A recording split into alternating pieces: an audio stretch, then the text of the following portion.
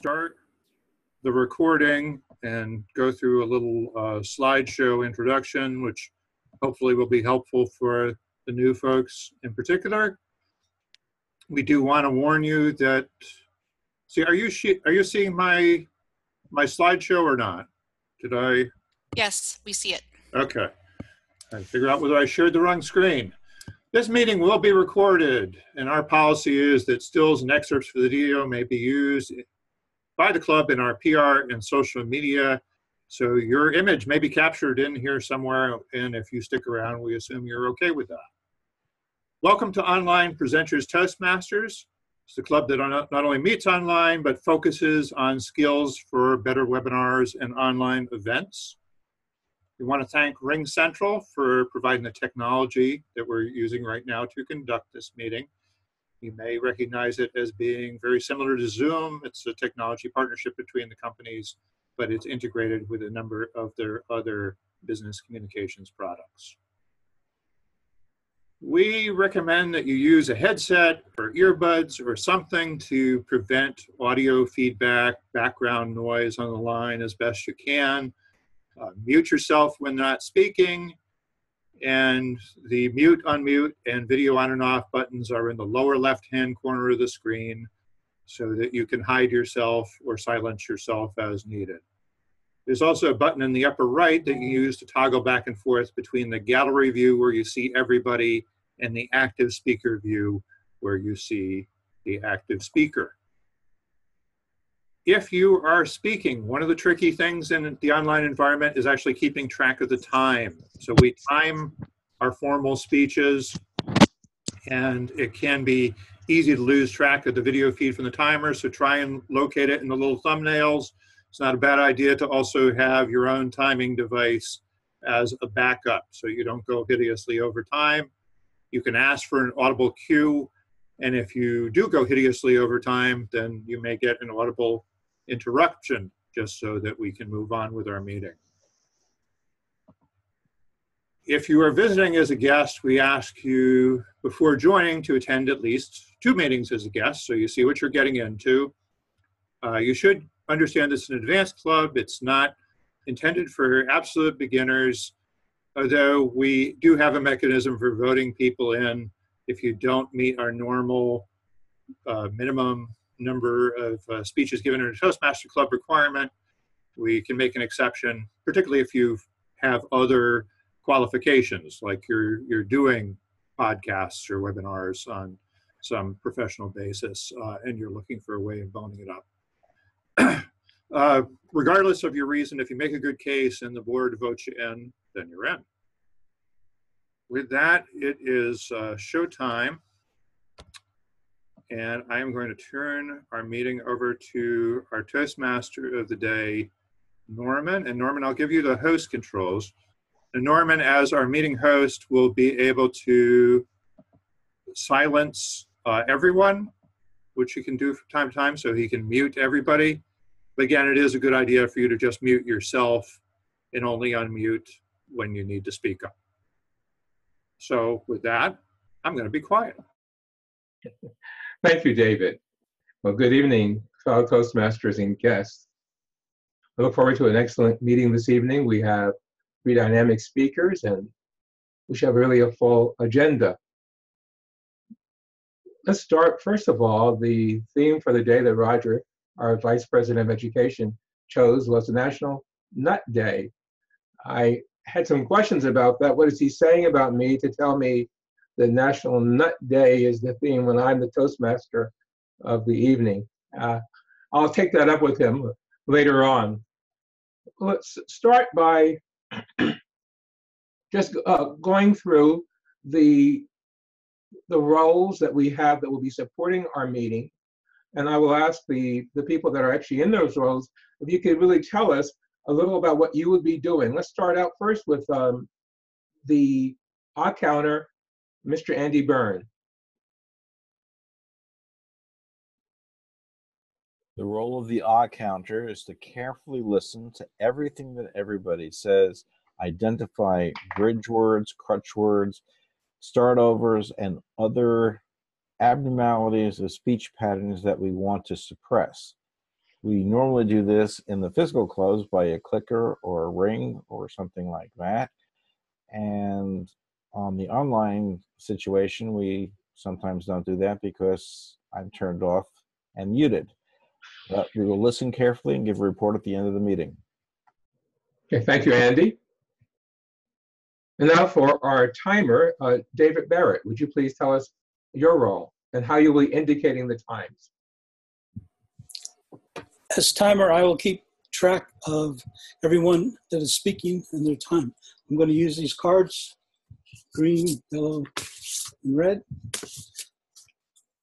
There's a satisfactory in the middle. I mean, like you've spoken long enough in the middle and at the end.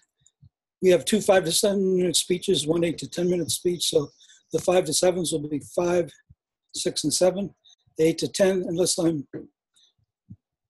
changed, it'll be 8, 9, and 10.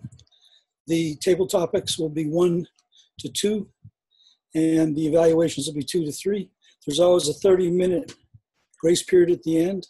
With the exception of table topics, there's a 30-minute grace period at the beginning. I'll give a report when asked. Thank you. Okay, thank you. Sunny, is there a special timing for your particular speech? Yes, there is a special time. I believe it's in your intro. Okay. 3 to 5 minutes, and then after that, there will be 2 The time is, okay, I see it. Q&A. So timer can restart.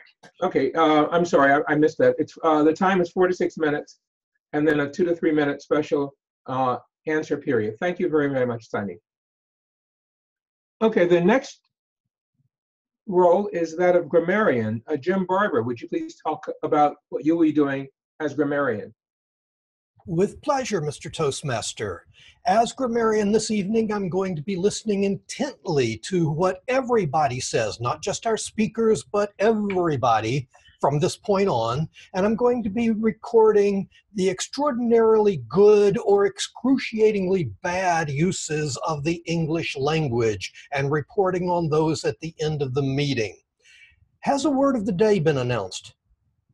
No, the word of the day has not. Do you have one?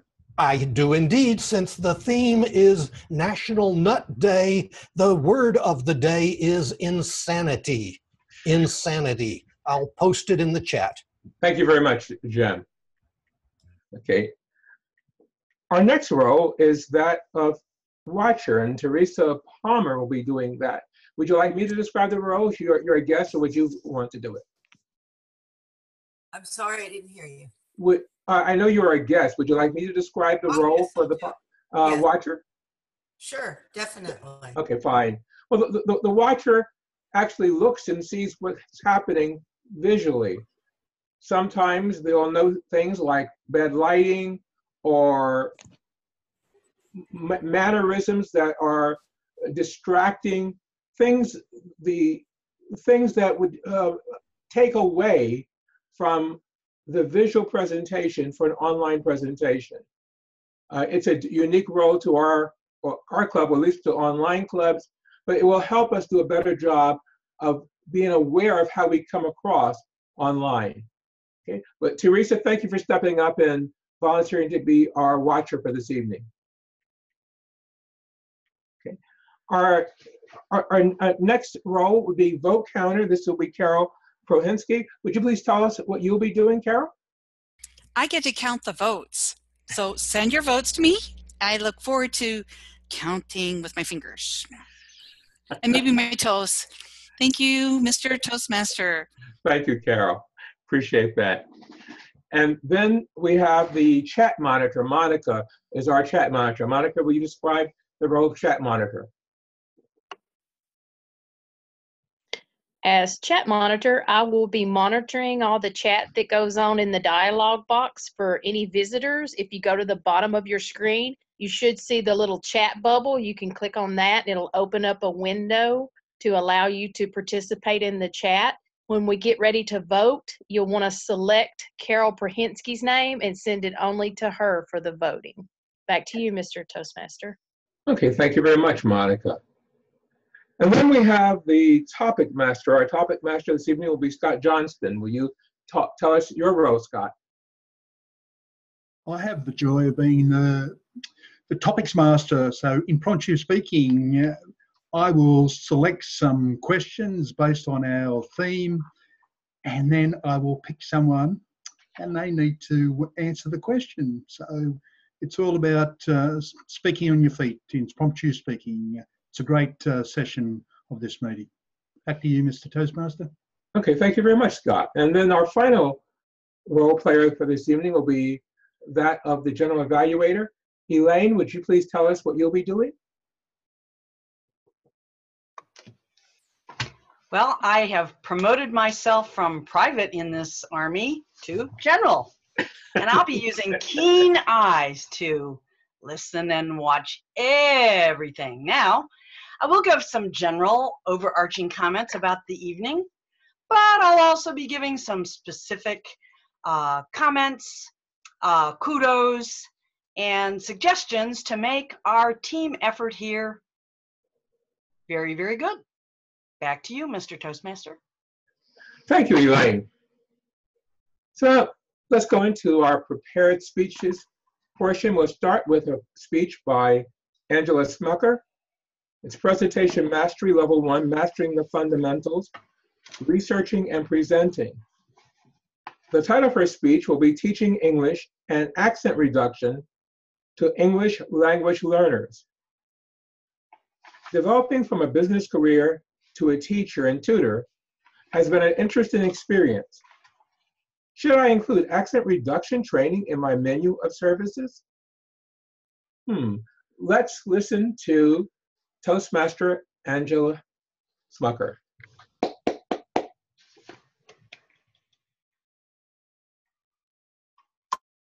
Okay, ladies and gentlemen, Toastmasters, guests, and Mr. Toastmaster. I am going to demonstrate for you what an English teacher looks like. This is it. This is the dress of an English teacher. And when I'm teaching you, if you're doing a good job, you get a trophy or you get a banana. And if you're doing a really good job, you will get 5 trophies or 5 bananas. But pretty much all my students do a really good job and get 5 trophies or 5 bananas. So in a minute, I will explain to you what that is about. So I have retired from a long business career. From the age of 18, I worked in business. And in the middle of that, I got a teaching degree to teach English. And then I went back into business. So recently, I decided to make a change to only work with people who want to talk with me, who want to work with me, who are happy to see me. And so I started using my teaching degree. I was an insurance agent for a long time, so you might understand why I say that. As an English teacher now, I've looked at different ways to find work, to find opportunities, and I actually spent a few months at a public high school in Houston teaching English to freshmen, sophomore, juniors. It happened to be during the DACA time. I'm not sure if you're familiar with that. Deferred Action for Childhood Arrivals. And so that was a difficult period for me. That was a difficult experience. There were a lot of students there who knew no English whatsoever. And so I left that position, and I have since been tutoring locally and online in test prep and in English. I've met some great students. I've been tutoring the ACT and the SAT and the GRE, which means I have to constantly be watching Khan Academy videos to remember how to do geometry and algebra and trigonometry. I get to work with some wonderful high school students, always students who care about where they're going to be next and what their future holds. I've also been working with some middle school students on how to write properly.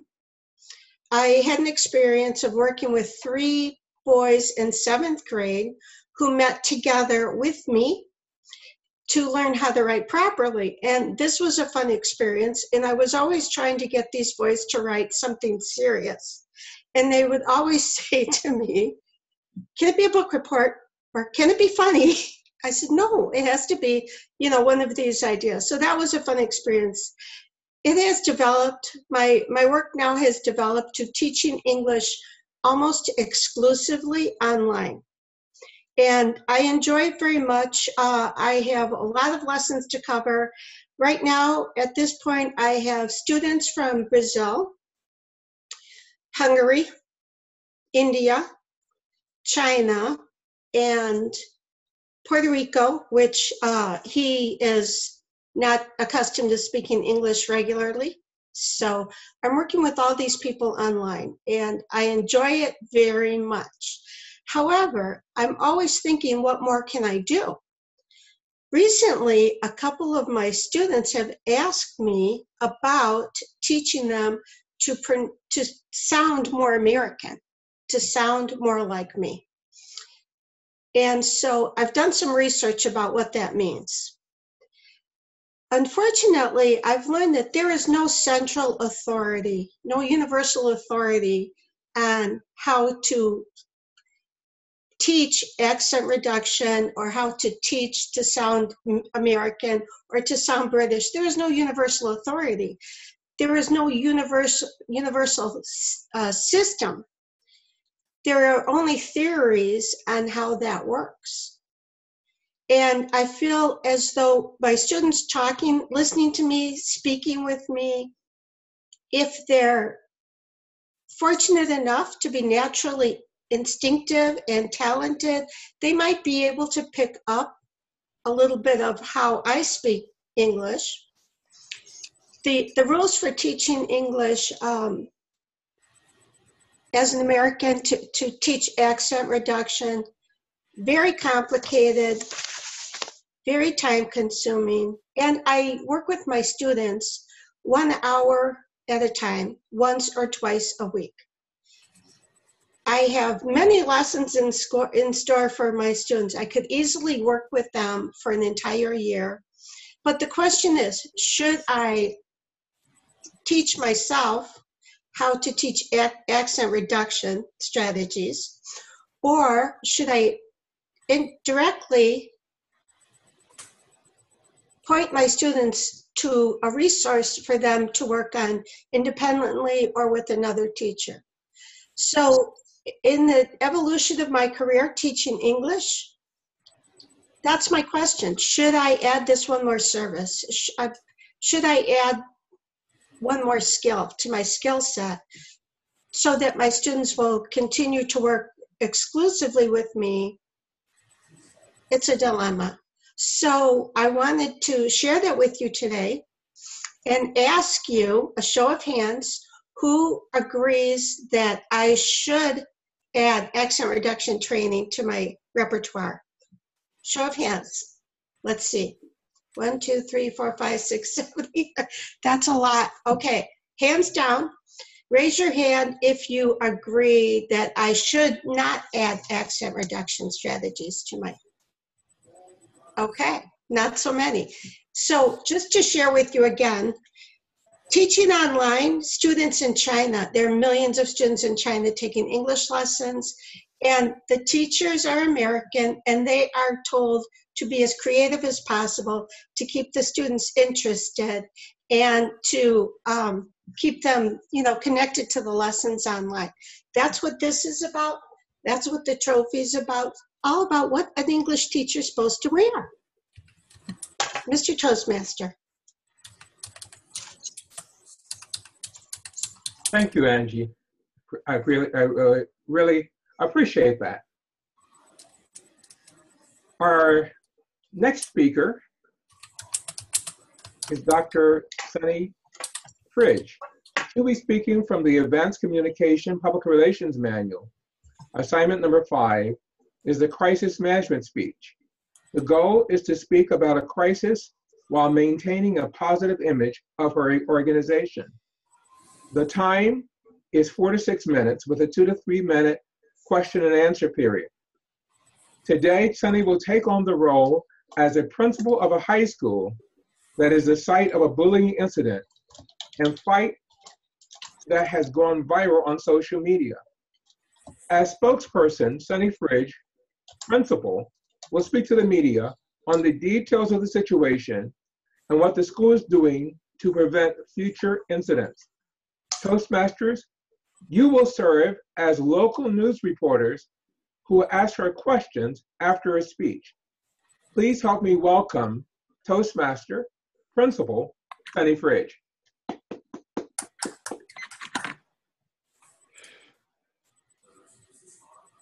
Good afternoon. I am Dr. Sunny Fridge. I am principal of ABC Charter School here in Mississippi. ABC Charter School is committed to the safety and the security of its students. At 10 a.m. this morning, a fight broke out between 4 students. The incident happened in the first floor hallway. One of our lead faculty saw the commotion and he immediately went to break up the fight. Another faculty member also joined in. As they were breaking up the fight, one of the students who was trying to get away knocked down an 8th grade student, and she was momentarily unconscious. A nurse was called to tend to her. 911 was called, and she was taken to the hospital. Before this month, ABC Charter School never had an incident of bullying or violence in their school. ABC Charter School is committed to creating and maintaining an educational environment that is physically, emotionally, and intellectually safe and free from violence. Upon investigation, it seems that several of the students had had an altercation outside of school. This also led to posts being made on Facebook. And one of the posts was in regard to one of the students' sisters. And this sister was very, very upset. And that seems to be what stemmed to this fight.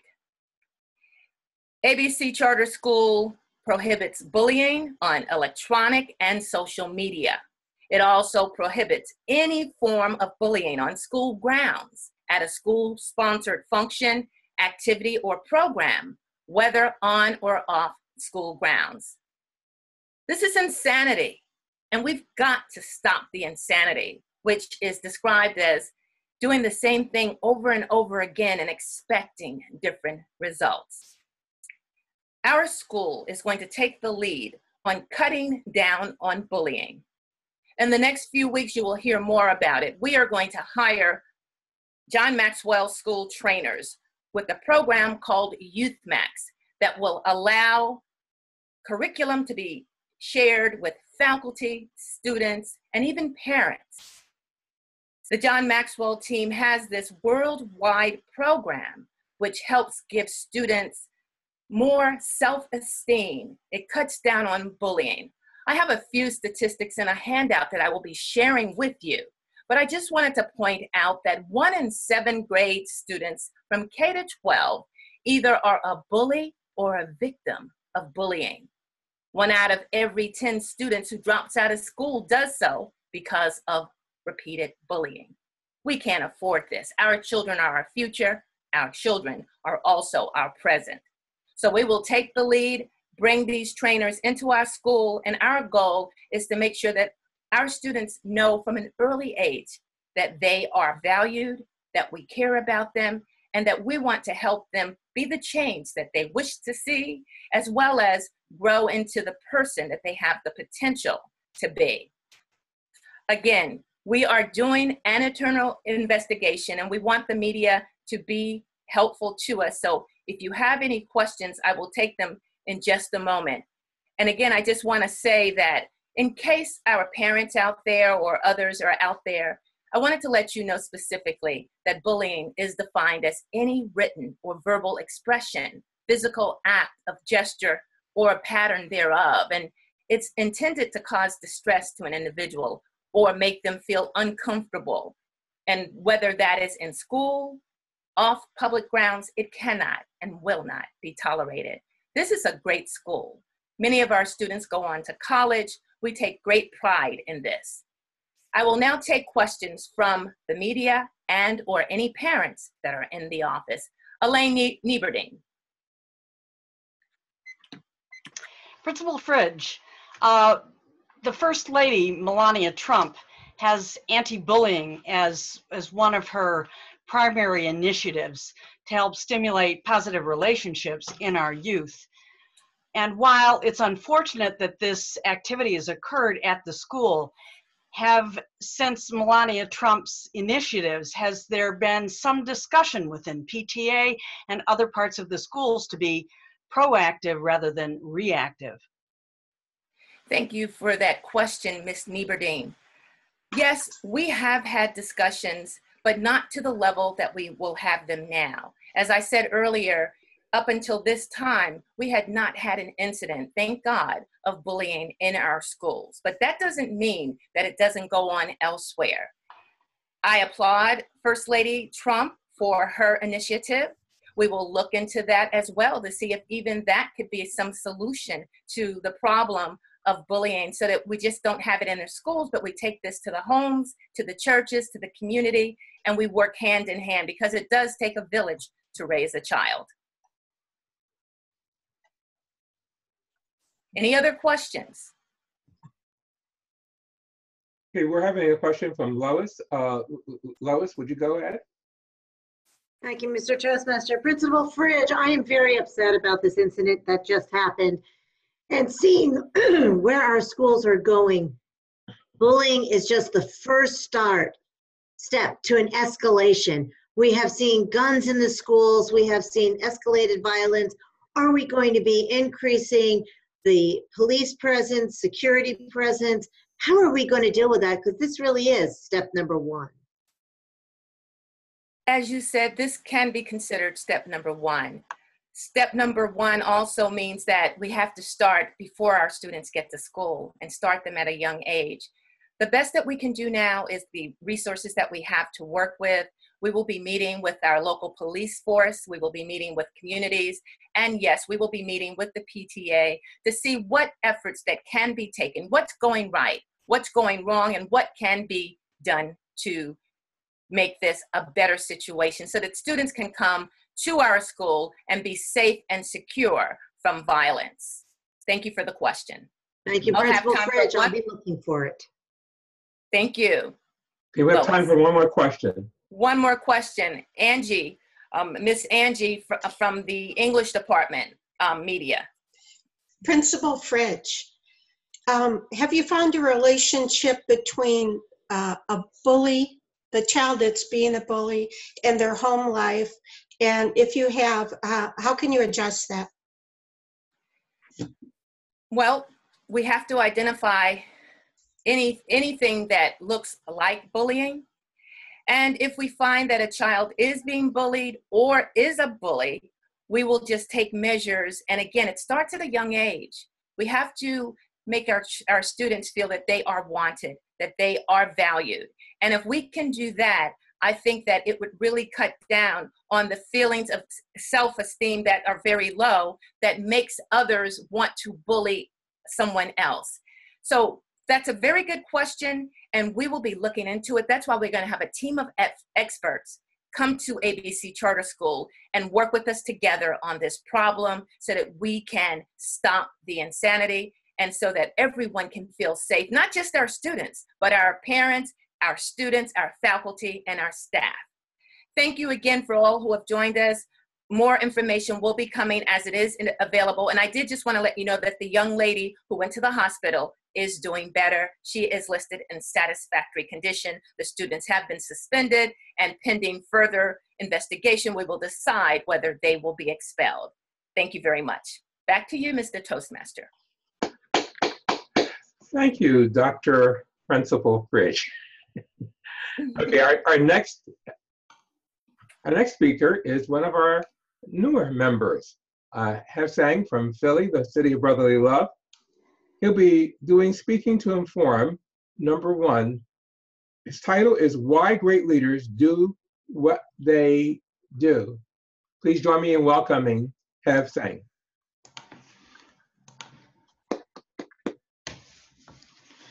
Hi everyone, how are you tonight? So tonight, by the end of the meeting, you're going to learn why great leaders do what they do. Well, many years ago, I came across a TED Talk by Tony Robbins. And back then, it has been used 500,000 times.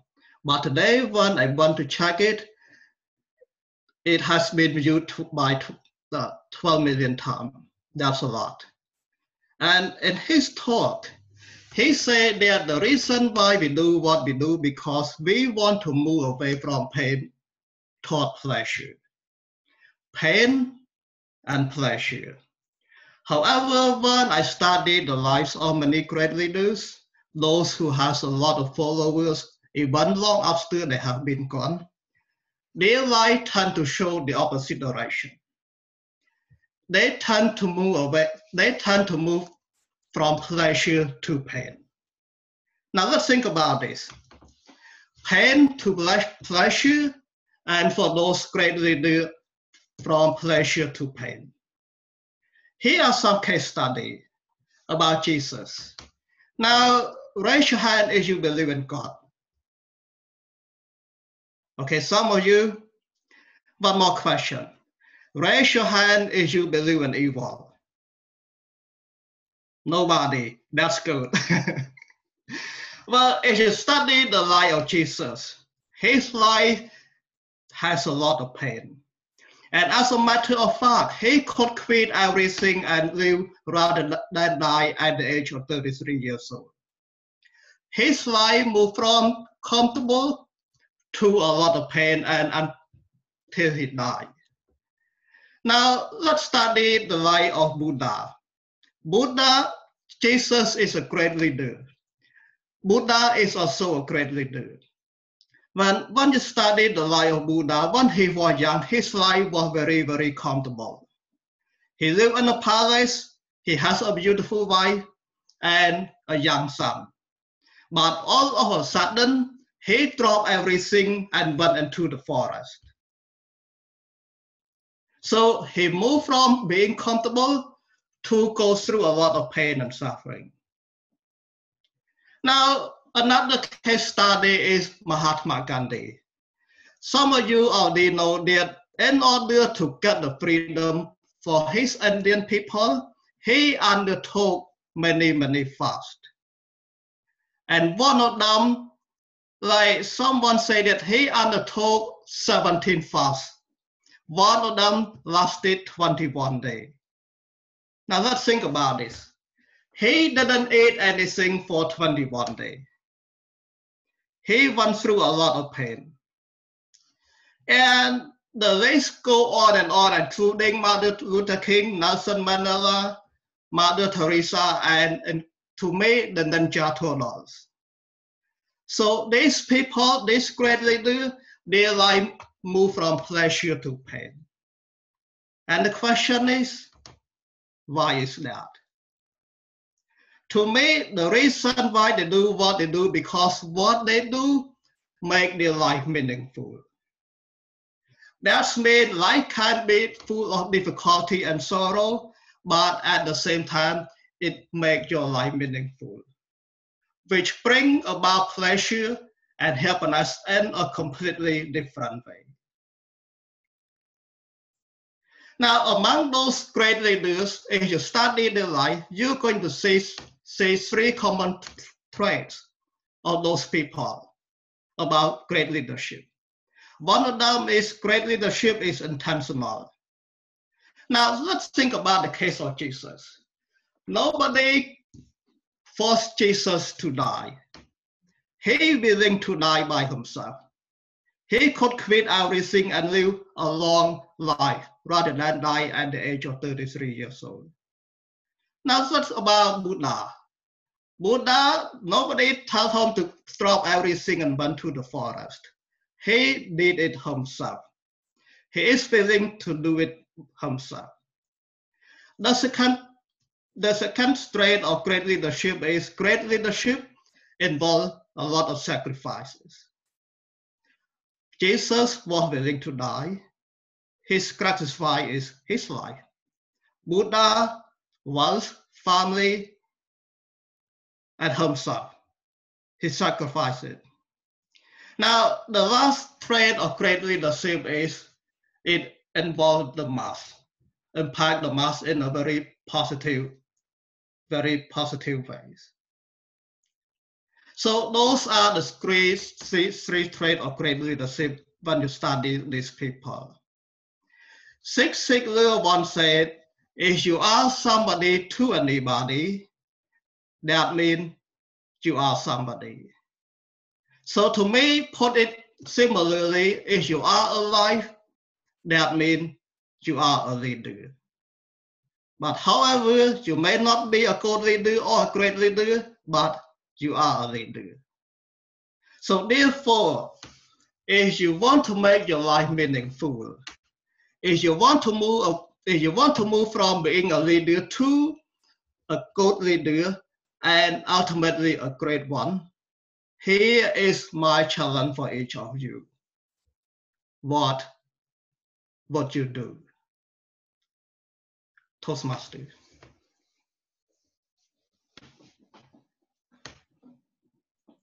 Thank you very, very much. Okay. Timer, were all of our speeches in limits?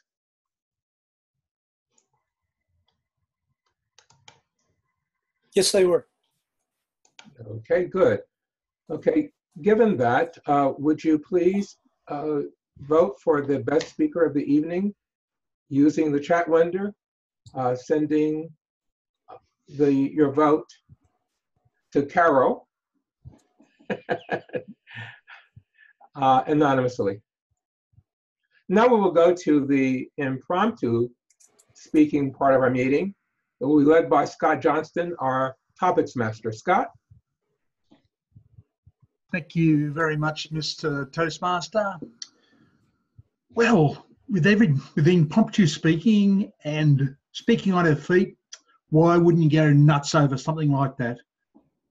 People may even say that I'm a bit nutty, that I suffer from insanity. So we're all going to go nuts over these questions that I'm ready to ask people, and it's always on the theme of National Nut Day. And the first question I have is, how do you feel about nuts? Joy.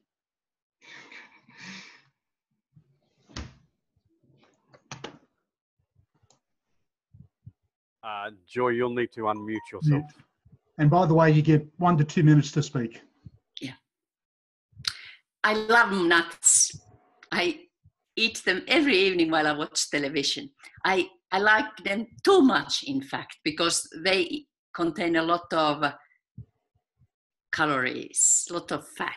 And even though it's healthy fat, I don't want to have it on my stomach or other places. That's why I have now gone over from salted nuts to unsalted nuts, because that reduces a little bit of my consumption. And maybe I have sometimes thought, why do I love nuts? It must be that I have been maybe a monkey or some kind of animal who loves nuts.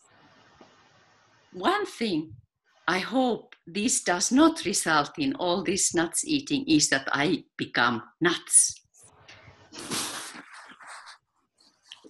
And yes, there are some of my friends who think that I may be a bit insane because my lifestyle is rather weird. I keep traveling, moving between Denmark and Arizona, and in between I go to other places.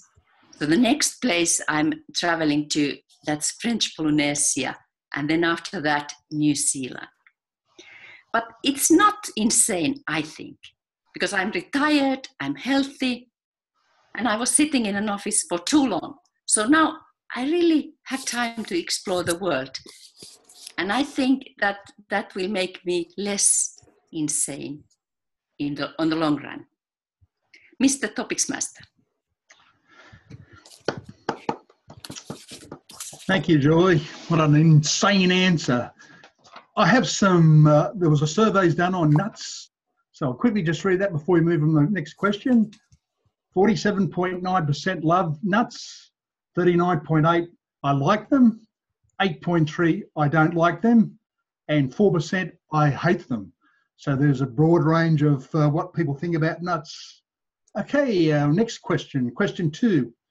What is your favourite type of nut? Glenda?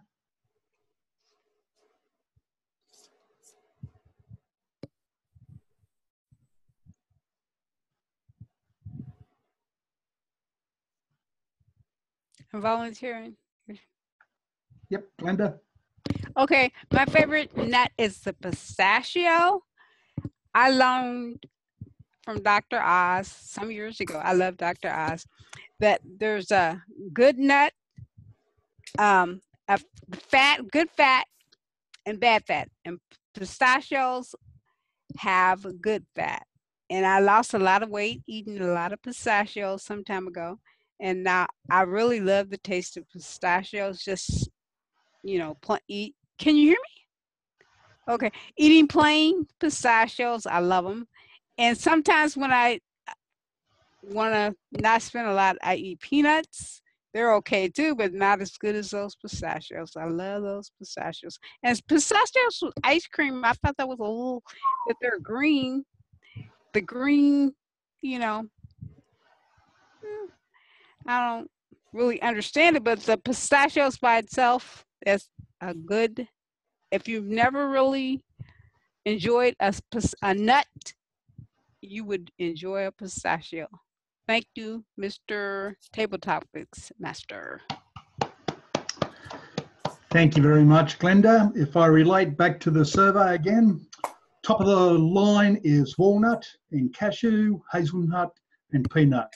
Sorry, Glenda, pistachios don't even get a mention. Okay, our next question is question 3. What's your favourite brand, Teresa?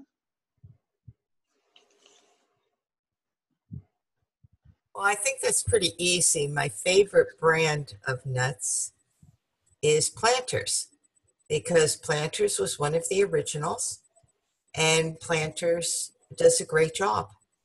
And from what I've read about the company also does a lot of charity work, does a lot of donations.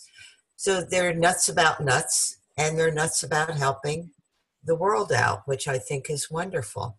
I always liked that Mr. Peanut.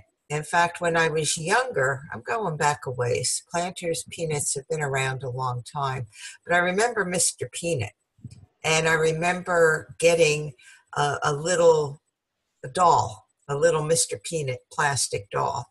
And I remember throwing a ball around in my house and actually knocking off Mr. Peanut. And he kind of split in half. So it was kind of like cracking open a peanut. But then I lost my Mr. Peanut, and that wasn't much fun. But I go with Planters. I don't even know any other nut companies.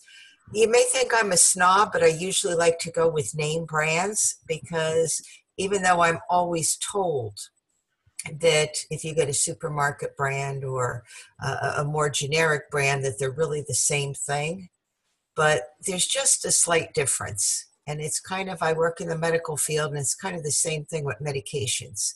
They're similar, but there's that one little component that's a little bit different, and I feel that way about not using a name brand when it comes to things that I love. And yes, I do love pistachios, and I can't believe they didn't make the survey. Thank you, Mr. Table Topics Master.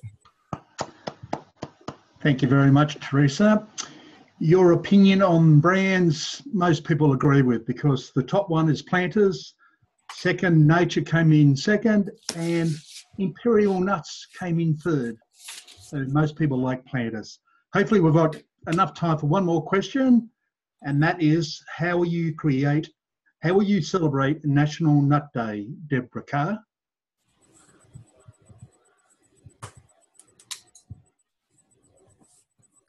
How do I celebrate National Nut Day?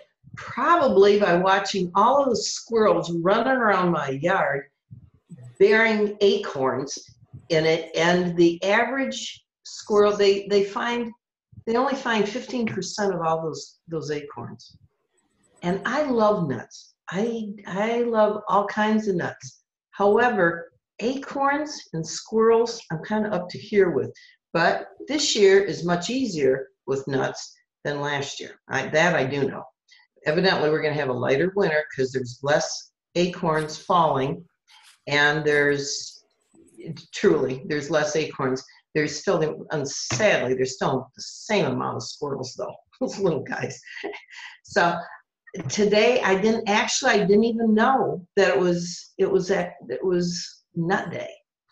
However, I did pay a lot of attention out there to all those squirrels running around, scampering here and there, and running up and down things, and going all around and digging like crazy, like they do, and just bearing. And in the spring, once again, my yard will look like a minefield.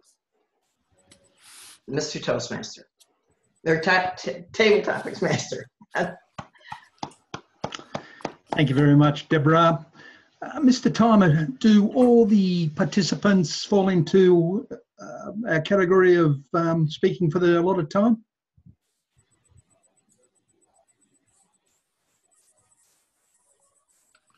Yes, everyone spoke for the appropriate amount of time.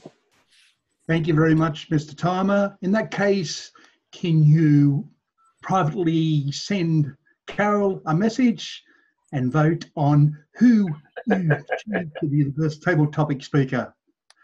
I think we're all gone nutty, or we're all insane, so I'll hand it back to the Toastmaster. Thank you, Scott. Okay, and now we'll go through our evaluations. We'll be starting with David Carr, who will be evaluating our first speaker, Angie. David? Thank you, Mr. Toastmaster. Fellow Toastmasters, especially Angie. One thing that struck me is that we actually practice two very different types of presentation in this club. One is where you give a presentation that you use all sorts of visuals and slides, and the other is talking straight to the camera, which was, for the most part, what Angie was doing tonight. However, she did have visual aids that spiced things up right at the beginning. I mean, I love the little foam headdress that she had there and the trophies that she trotted out. So that was using props to generate visual interest and to engage us with the topic of her speech tonight. I thought that was very good for helping to pull us in, and you know, where can you go wrong with a silly hat? I mean, it worked for Steve Martin, it can work for you. You mentioned DACA, and I guess with that, I might have mentioned that this is the same thing that people talk about when they talk about the Dreamers. That's maybe a politically loaded term to, you know, one side of the debate, but still, just to set it in context, I might have mentioned that. Now, this was a project that was supposed to be built around doing research, and I guess I wish I could freeze this whole thing in time and go back and watch a replay, but I thought you were more relating your experience as opposed to relating research or citing any research. And maybe others can correct me if I'm wrong. Maybe there's some things that came by and I missed them. And if that's the case, I apologize. But I mean, I really wondered about the techniques to be used for accent reduction training, and how well established those are, how scientifically proven they are, whether there's a discipline that you can attach yourself to there. So I was left with some questions at the end, but overall, I thought you gave a very engaging, creative, and direct speech that engaged your audience here, and I think you're showing a lot of improvement. Back to you, Mr. Toastmaster.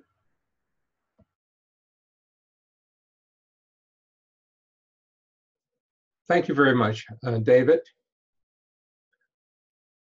Next, we will have Graham Kearns evaluate Sunny Fridge. Graham? Thank you, Mr. Toastmaster, fellow Toastmasters, and particularly Sunny. I'm going to evaluate this in two parts because the presentation was in two parts. First, I'll look at Sunny's role as principal, just presenting to the media in the first place. And I have to say that I thought Sunny took a really good proactive approach. She came up front and she stepped up and she made it encouraging, saying, yes, we have had a problem, but we are dealing with it. So I commend Sunny on doing that. And I would also commend her on taking a good proactive approach and being on topic. One of the things that you have to do when you are presenting this sort of issue in a public relations sense is you have to take a stand. You have to decide what it is that you wish your audience, and it's not just the media who are there, it's those that are watching later. What is the message that you want them to take away? Choose a key point. And I think that Sunny did that quite well.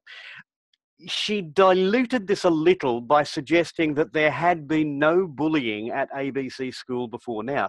Now, what we know is that there had been no reports of bullying before, but almost certainly there would have been bullying, and any journalist would have asked that question. You say there's been no bullying. Does that just mean that you're not on top of the issue? And the use of the stats which Sunny used actually went against her argument that there had been no bullying, because she was saying there is bullying, a big issue of bullying everywhere. Oh, but we don't have any. So that just seemed a little Pollyanna-ish. I'll now move on to the question and answer, and I have to say that I enjoyed the fact that in her responses, Dr. Fridge was willing to admit to the possibility that there had been problems before, but also pointed to a pre and proactive approach, saying this is how we are going to deal with this. We are going to deal with this before it becomes an issue at our school. That was the point that she made in her initial presentation. It was also the point that she made in her responses to the media. Again, tried to say there were no incidents, and I don't think that that was going to work, and didn't play down the suggestion that perhaps there were going to be gun threats. Now, that was out of left field. Hey, we've got gun problems. There's no suggestion of that at this school, and I would have at that point played that down and saying, hey, look, I actually don't believe that in our community that is an issue. Certainly we are aware of it, but that's not something that we see as being a big issue. But what we are doing, and that's exactly what Sunny did. So, above all, choose a message when you are in damage control mode. Say what it is that you want your audience to take away, and then keep coming back to that point in different words.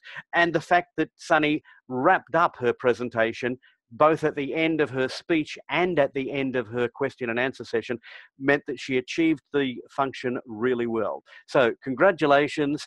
As a journalist, I have to tell you, I've sat on the other side of this sort of issue. It's quite difficult from our perspective. It would be shocking from yours. And I commend you on completing this manual, by the way, I believe. So well done. Back to you, Mr. General Evaluator, or Toastmaster? Yes, Toastmaster. Thank you very, very much.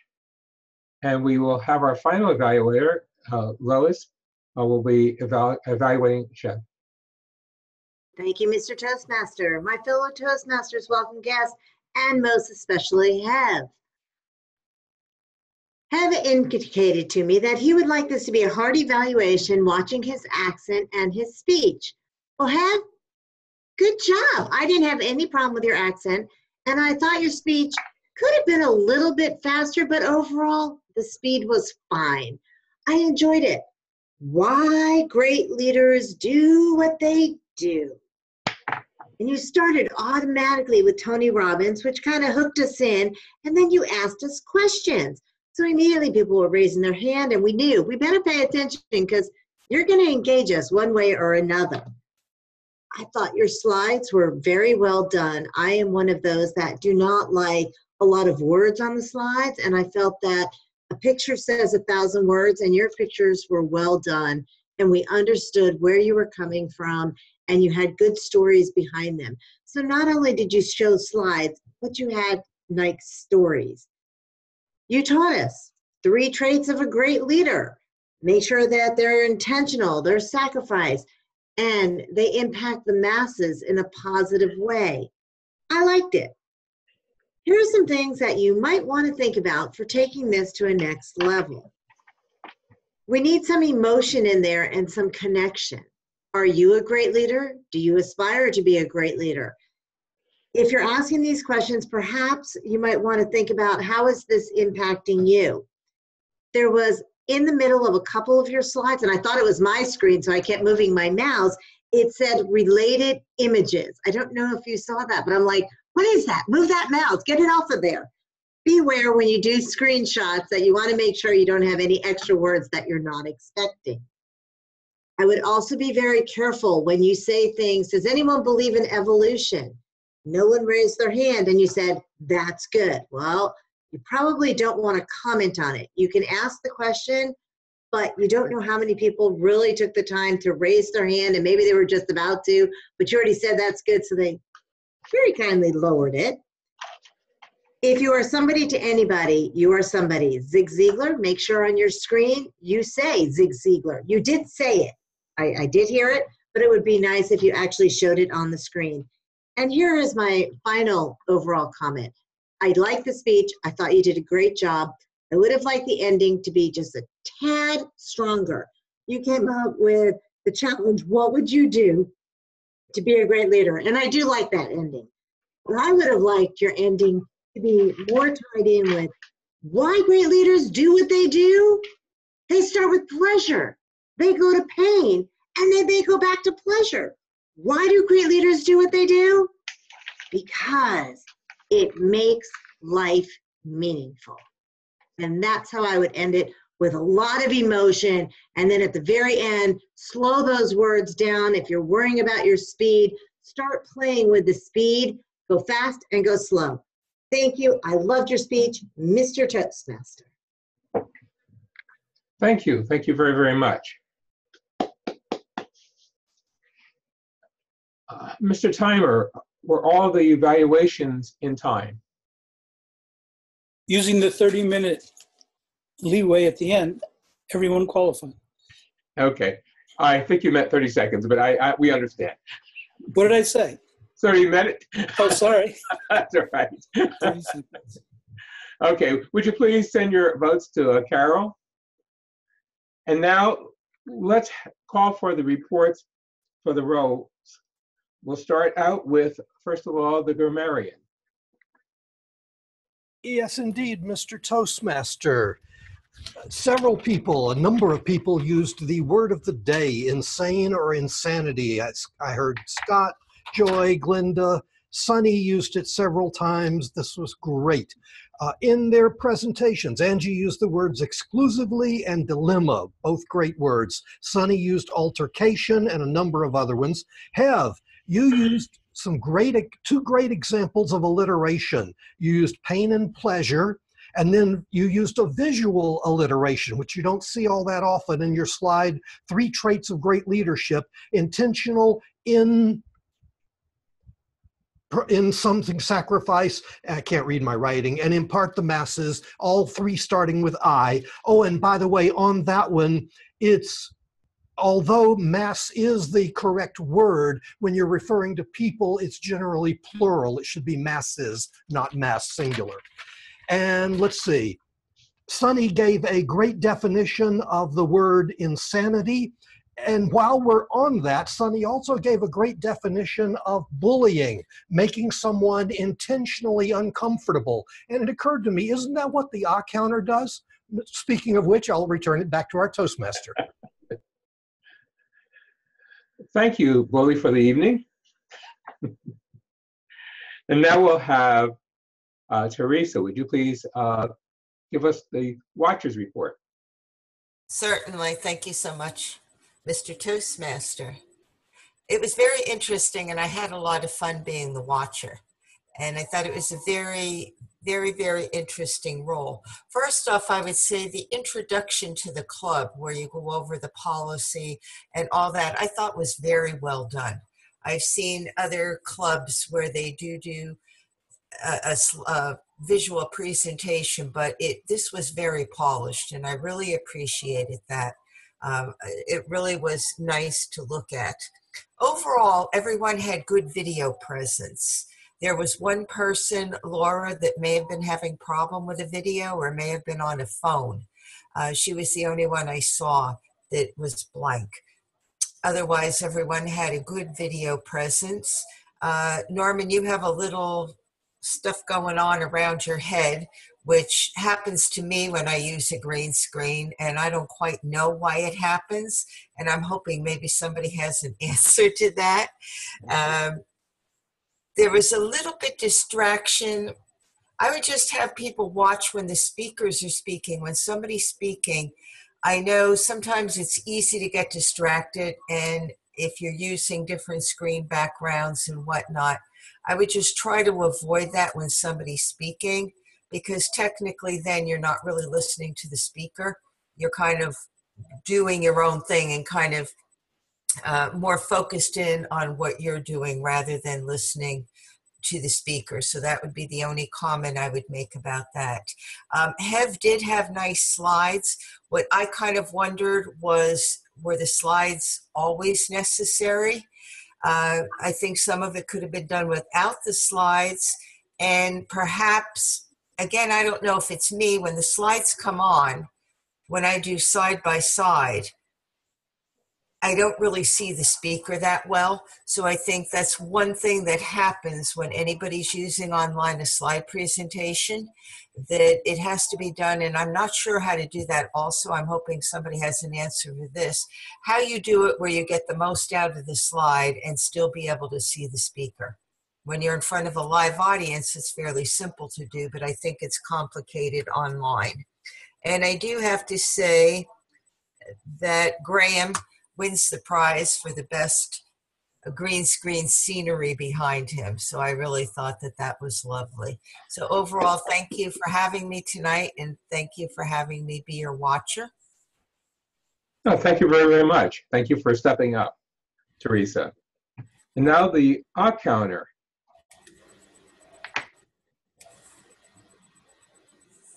Thank you very much, Toastmaster of the Day, Norman. The favorite words for the club was the word so, the word now, the word and so. There were some ahs and so's and and start overs. There was an okay. There was, again, the use of ands, and Glenda inserted no, which is considered a crutch or a bridge. I think that covers most of the infractions in the category of the odd counter. Thank you, Andy. And now we will have the report from Monica, the chat monitor. Okay, Mr. Toastmaster, we started out a little bit slow, but once the speakers got going, we had some great comments coming in about the speakers, and then it totally went insane when we hit table topics and opened it up for nuts. We covered a lot of subject on the nuts, and we've had some really good back and forth comments going on the evaluators and also the winners. So overall, it was a very good information, and if you want to save it, you want to do the drop down and at the bottom that says more, and you can save your chat, and you can always reference back to it if you'd like. Turn it back over to you, Mr. Toastmaster. Thank you very much. And now for the general evaluation. Elaine, will you give us your general evaluation? Good evening, Mr. Toastmaster, fellow Toastmasters, and the great assemblage of guests who are here this evening. This is quite an enjoyable evening. As general evaluator, I had the gallery open to watch the whole evening, watching the gallery. And I could see such a high level of engagement and smiling. I mean, you put your face in that smile and the endorphins are flowing. So if I asked you now, if you were feeling pretty darn good, I would be surprised if you said no. Of a special reflection of the fun of the evening, my hats actually go off to Jim Gould for using his green screen with such creativity and levity. So I won't say nuts to you, Jim. For each of our speakers of the evening, I think you each did a good job. For speaker number 1, Angie, and for our last speaker, I wish I had heard a little bit more about it early on about your purpose. So I felt as a viewer, what was your purpose that was engaging me? With Sunny, her topic was so different, and that she was taking on a different role and giving us the challenge of being in a different role. That was stimulating and engaging, and I particularly enjoyed that.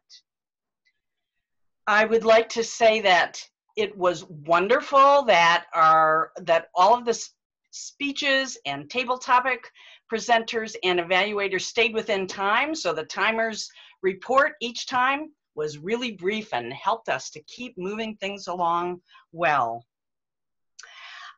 So as my first time being general evaluator, I want to thank everyone for their great engagement.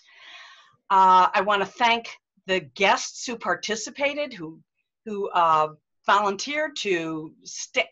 Well, now, Jim Gould, you're being a little bit distracting to the general evaluator.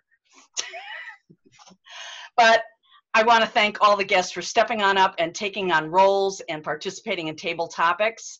And I hope you all come back, because indeed, I feel this online presenters is one dynamic place to be. Back to you, Mr. Toastmaster. Thank you very much. And then finally, could we have the vote counter tell us who won the various votes? Absolutely. Our top of the top speakers is Angie. Yay!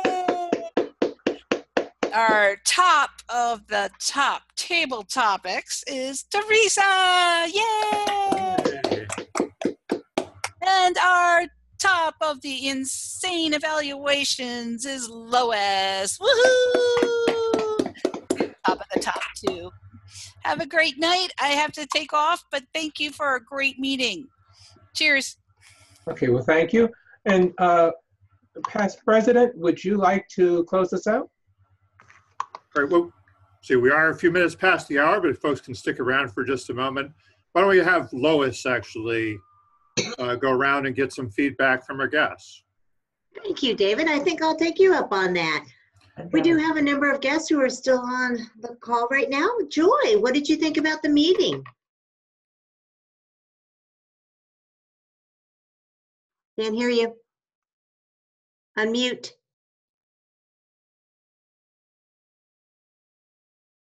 Can you hear me now? We can. Perfect. It was a wonderful meeting. I will definitely come back. Wonderful. We love hearing that. Thank you. Sri, what did you think about the meeting? I think it was overall a very great experience. The format and the content was very new to me, and I think I'm more familiar with what to expect going forward, and I definitely want to be a member. I look forward to the experience. Wonderful. We love hearing it.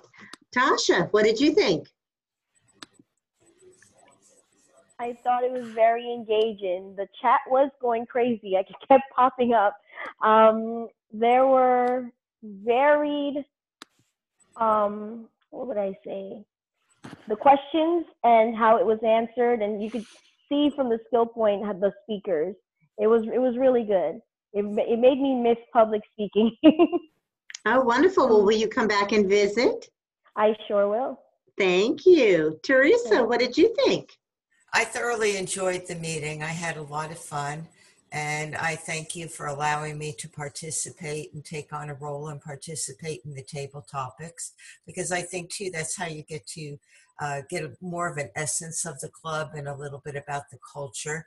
It's a fun group. I definitely will be back. I like the idea about focusing on the presentations and focusing a lot on some of the technical, the web things, because that's really where I need a lot of help. Because for many years, until I moved 3 years ago, I had been brick and mortar all along. So online, I've only been doing it about a year and a half, and I thoroughly enjoy it.